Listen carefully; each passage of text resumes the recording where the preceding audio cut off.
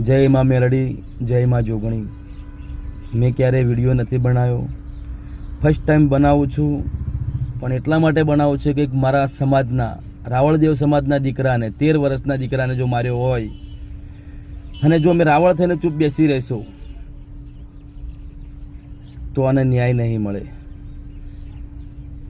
હમણાં થોડા સમય પહેલાં એક ટોલ નાકા ઉપર એક વકીલ સાહેબને માર્યા હતા અને એનું ભણતર ગણતર કામ આવ્યું હતું. અને જો 400-500 ગાડીઓની લાઈન લાગીને જો ટોલ નાકું બંધ કરાયું હતું તો આ તો મારા સમાજનો દીકરો છે. હન આજે આપણા સમાજના રાવળદેવ સમાજના જેટલા ભણેલા ગણેલા ભાઈઓ છે એમની આજે જરૂર છે. જ્યારે એક દીકરા ઉપર આવ્યું છે આપણી સમાજનો, આપણા દીકરા ઉપર આવ્યું છે ને જો આપણે ભણેલા ગણેલા જો ઘરે બેસી રહેશું તો આને ન્યાય નહીં મળે. એ પરિવાર ખૂબ દુઃખી છે. જો મેહુલ ગોબરા સાહેબે ફોન કર્યો તો ગભરાઈને વાત કરતો હતો, કારણ કે એને કોઈકની ધમકીઓ આવે છે.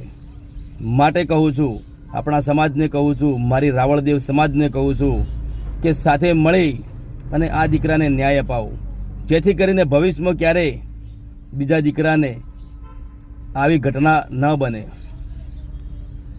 અરે જો કદાચ આપણે રાવળ થઈએ એવો, આપણે રાવળ છીએ તો એનો મતલબ એવું તો નથી ને કે આપણે દબાઈને રહેવાનું જીવનમાં.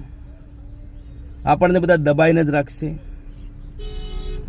હવે તો જાગો રાવળ દેવો, આજ નહીં જાગો તો ક્યારે જાગશો? બસ મારી સમાજને આટલી વિનંતી છે કે આ દીકરાને ન્યાય અપાવો. જય માં જોગણી, જય માં મેલડી.